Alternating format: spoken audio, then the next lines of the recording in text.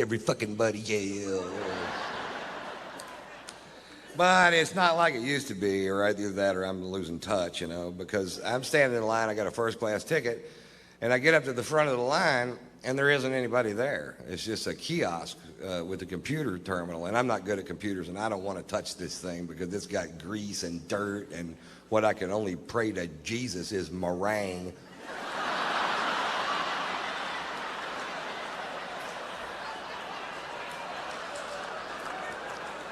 But it works pretty good, you know. I swipe my card through there, and up pops a diagram of the aircraft, and it shows all the seats on the plane. And it shows which ones are occupied so you can choose your own seat. And that is almost a great idea. What would make that a great idea is if there was a photograph of the person sitting in that chair.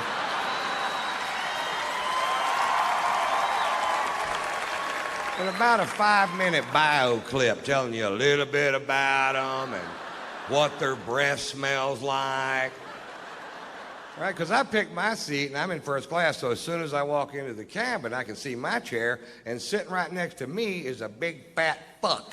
Now I know I'm heavy, but I'm not a big fat fuck. This guy was a big fat fuck, and part of him is in my chair. And I don't know if it's part of him I can sit on.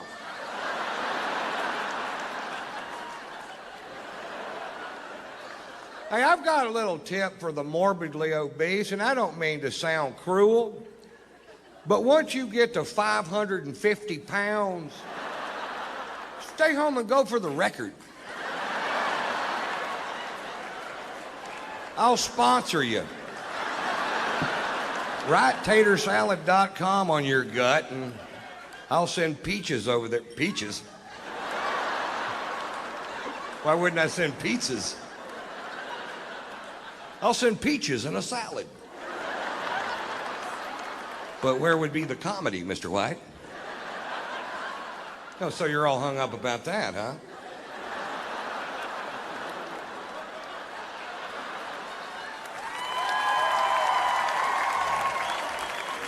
Okay, I'm just going to try to do that line right, just in case we decide to do it that way. I'll send pizzas over there.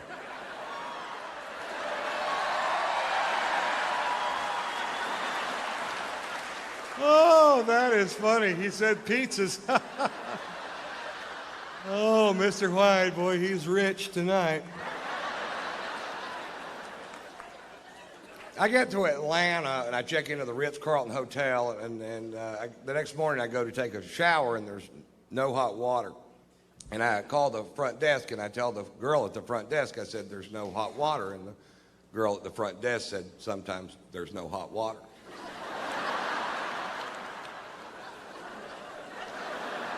Didn't I just tell you that?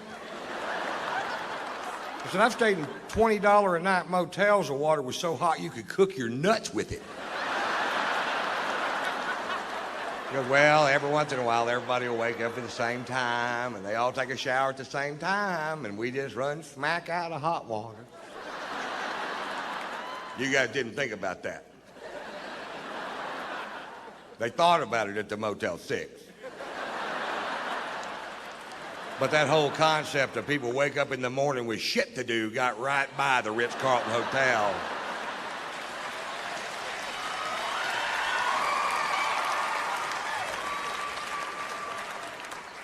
So I take a nice cold shower. And then I got to go meet with these lawyers. Now, I hate lawyers. I just can't stand them, and I hate them worse than you do, no matter how much. Have you ever seen video of that guy shooting his lawyer, and his lawyer's trying to hide behind that little tree, and he just keeps shooting? That's the funniest fucking thing I've ever seen in my goddamn life. I've got that on my video iPod, and if I just need a chuckle sometime during the day, I just hit the play button. Play, pow, pow, pow, pow, ha, ha, ha, ha, ha, ha. Play, pow, pow, pow, ha, ha, ha, ha, ha. Play, pow. I do that till I come.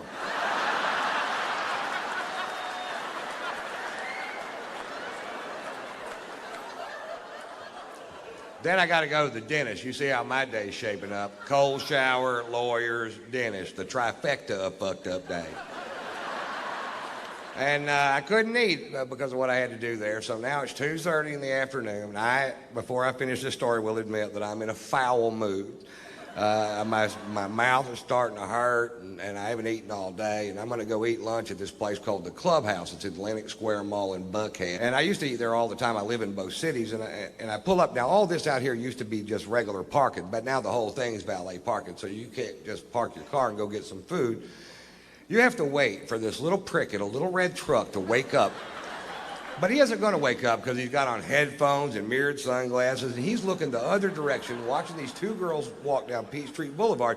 And I can tell by the whole scenario that they're not going to be out of his line of sight for 20 minutes. There's nothing going to get in the way. So I'm like, fuck, do your job. And I decided, well, I'll just park the car myself. And the only space I saw was right next to his truck. And I'm going to park the car myself. And then once he sees I'm going to park the car myself, he jumps out of his truck and he gets militant. And he jumps in front of my Range Rover. And he puts his hands on the hood. And he goes, nobody parks their own car in this parking lot. I park the cars in this parking lot. Well, I rolled down my window and very politely said, get out of my fucking way.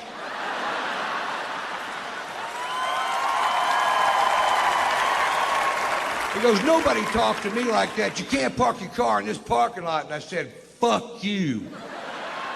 He goes, I'm calling the police. What's your first and last name? I said, it's fuck you. It's F-U-C-K, capital Y-O-U. Fuck you. That's my name. He gets on his radio and calls the Dalai Lama of all parking lot attendants, who comes squealing up in his little red truck. Apparently they give them to him. He hops out of the truck like he's gonna do something. He immediately recognizes me, and you see this big, oh shit, wash over his face. He literally shoves this kid out of the way and starts apologizing. He said, Mr. White, I am sorry. I said, listen, this kid's not doing his job. He's an insolent little piece of shit, and he needs to have his ass reamed. He goes, Mr. White, he's going to have his ass reamed by me and my boss's boss. And I was like, well, I had no idea the chain of command went that deep in the parking lot.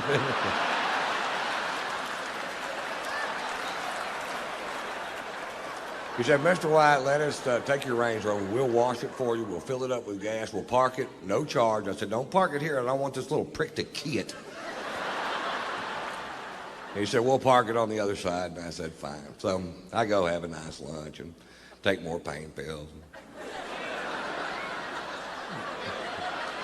Getting a little better mood.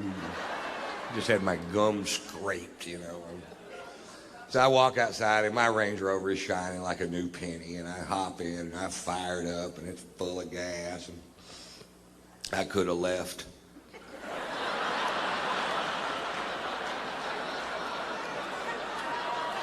But instead I drove back over there where that kid was. I rolled down my window and he rolled down his window, and I went, how'd that work out for you? Pretty good?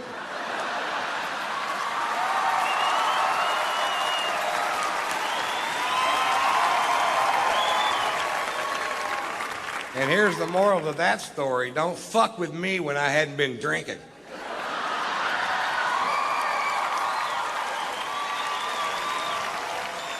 Pulitzer Prize-winning author Norman Mailer died last year at the age of 84 years old. For the last 60 years of this man's life, he drank to excess every day. He was married 6 times. He smoked pot. He stabbed his second wife. And I've never read one of his books, but I got to tell you, I'm a huge fan.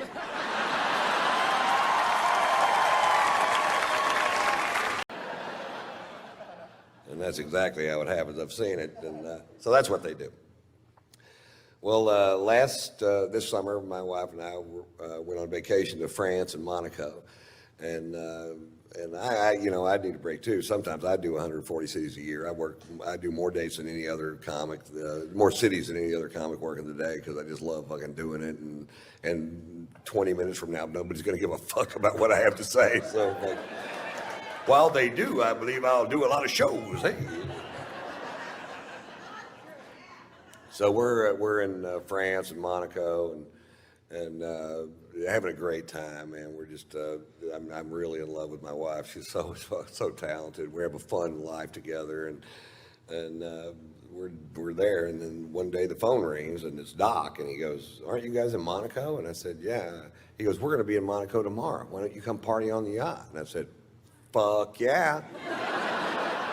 Which is what you say if somebody says, "You want to come party on the yacht?" You go, "Fuck yeah." In fact, let's try it one time. You want to come party on the yacht? Fuck yeah. I don't have a yacht. So I was like, yeah, fuck, this is great, man. We're excited. We were down there. We were staying at the Fairmont Hotel overlooking the little yacht harbor in Monaco. Very cool place. And we were down there looking at the yachts the day before, going, wouldn't it be cool if you knew somebody that had one of these things? You could just hop on it and fucking throw the fuck down. And it's everybody's yacht, man. This is yacht heaven. This is Steve Wynn's yacht, Prince Albert of Monaco's yacht. This is that Russian dude with the tiny giraffes.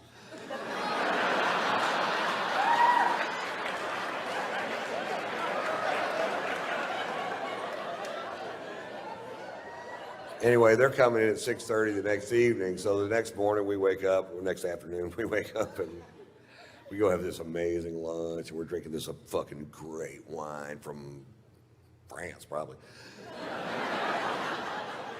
That'd be my guess if I had to guess, and I did have to guess. France. And we were just having a great day, sex, and just a fucking, and then we go down to the fucking harbor that evening at 6:30. Sure enough, Doc's backing in a 165-foot yacht. I'm not sure that's how they do it, but.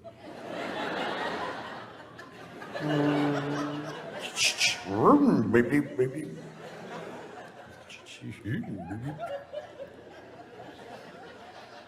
So the only way to get on the yacht is to walk on this gangplank to get on the yacht. And I'm walking on the gangplank going, nobody's stopping me.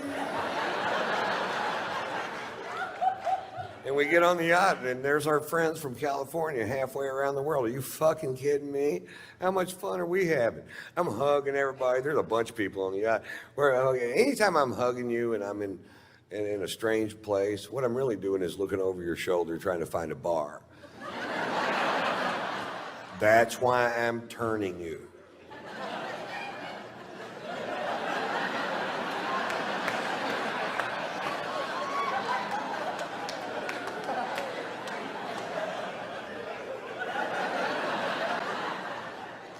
And I see the bar, and right in the dead front center of the bar is a bottle of famous black grouse, which is a scotch I started drinking when I was in Scotland for the Open Championship at Turnberry. And you start looking at what the Scots drink, and that's what they drink. And I'm like, oh, fuck, yes. And there they had a bottle of it on the fucking, it's kind of hard to find. And the bartender poured me a big old glass of whiskey, way bigger than this one. And I'm like, I'm in such a great mood. It tasted better than I'd ever tasted any fucking scotch ever. I'm like, oh, good Lord. What is that? That tastes like butter honey aged in Lindsay Lohan's pussy.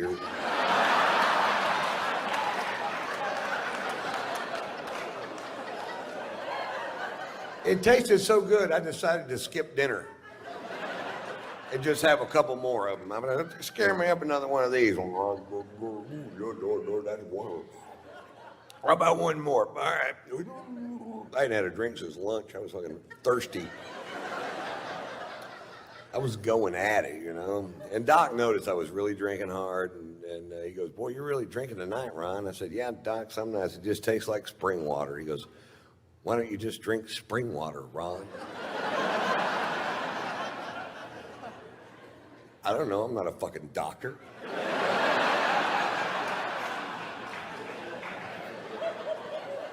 So this is going on for fucking hours. Now they really love Margo.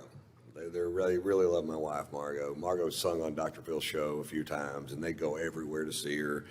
And Margo's a 4.5 octave classically trained opera singer that sings rock and roll and jazz and whatever. She's been singing here for years. And And Robin McGraw loves to goad my wife into singing, and my wife loves to be goaded into singing, so they make a great little fucking team. And so we're on the back of this yacht, and Robin goes, "Come on, Margo, sing for us." And Margo gets up. There's people on the back partying on all these yachts, and there's bars on the pier, people out there.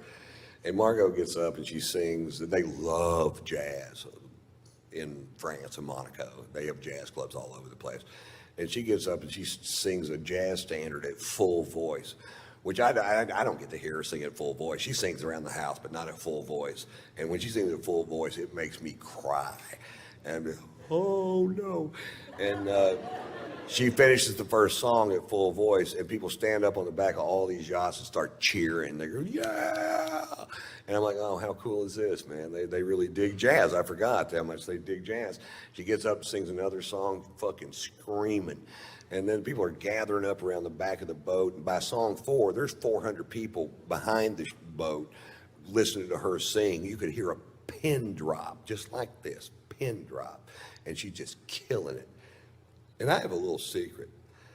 I am fucking hammered, man. I am so drunk. I can't even believe it my fucking self how drunk I am. I'm like, Jesus Christ. Oh. And I'd get a drink and I'd take one little sip out of it and I'd talk to somebody and I'd look back and it's empty. I'm like, anybody else drinking out of this glass?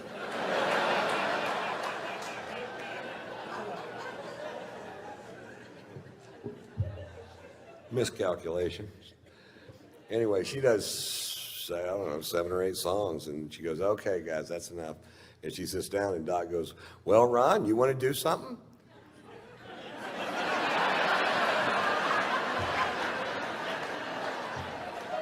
Now, I got to preface this with he's on vacation with his best friend and head lawyer and his wife, Mary Pat, and they're Baptists from Dallas, and they're a little fucking straight. And they're about to find out my secret.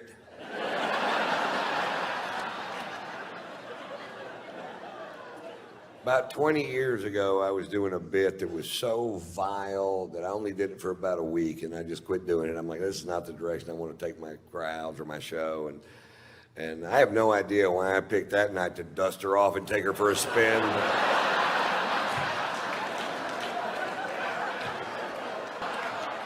Yachts are pulling up anchor on both sides of us as fast as they can pull them up. They're leaving the harbor so fast there's a surfable wake. There's a stampede of tiny giraffes diving off the pier, swimming towards the ocean in certain death. People are pulling their kids off the pier. I went, "I don't think they hurt me. I'm going to do it again." Doc goes, "That's enough out of you, Ron." And Margo's tapping me out. Everybody tapped out. "Come on, baby, it's time to go." She's seen it. "Come on, honey, let's just go back to the hotel. It's time for us to go. Come on, baby. Baby, let's just go back to the hotel. Come on, Ron."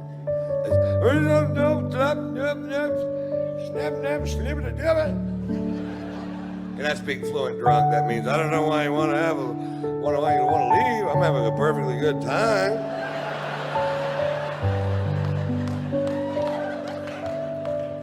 Turns out there was a consensus. I'm like, okay, I'll leave. Now the only way to get off the ship is to walk back off that gangplank, and at the end of the gangplank, there's an 18-inch drop-off, and my wife's in front of me, Margo's in front of me, and I get to the end of the gangplank. Doc goes, "Big step, Ron." I said, "Thanks, Doc," thinking I'd made a big step towards something. Fuck, I don't know. He's a big psychologist, not me. It's amazing how much speed you can pick up in 18 inches. It's nothing like falling over on the same level that you're already on. I slammed down to that fucking pier. I landed square on this elbow, dislocated this shoulder, put a 4-inch gash down the back of my arm, and I was so drunk I just bounced off that pier.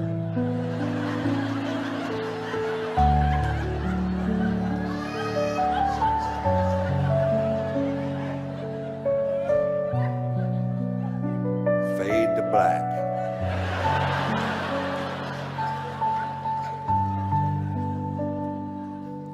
wake up the next morning with the shoe buddies. All I can do is lay there in bed and go, shoe buddy.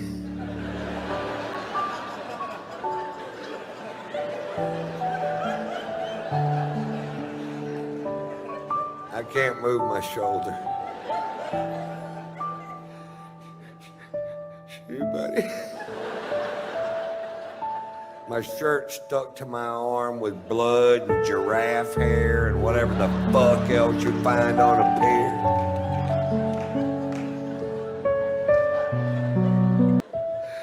Shoe buddy.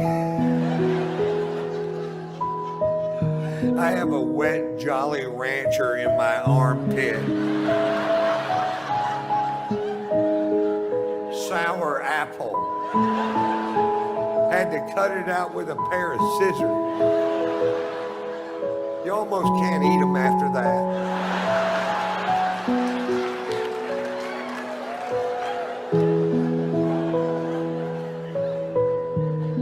Shit, buddy. I slowly open my aching fucking eyes. And there's Margo.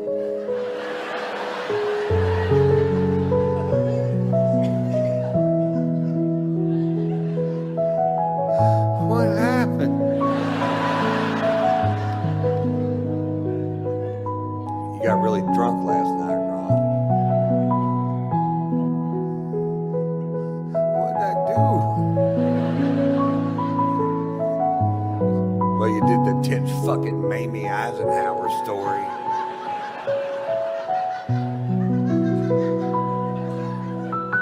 Did Mary Pat laugh?